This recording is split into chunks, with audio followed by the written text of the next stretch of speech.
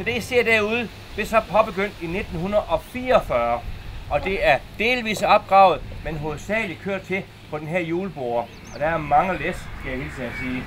Vi har 144 stadsflag. Vi har skrevet navn på dem, så I kan finde rundt derude. De er for øvrigt alle sammen håndmalet af en lokal betjent herfra.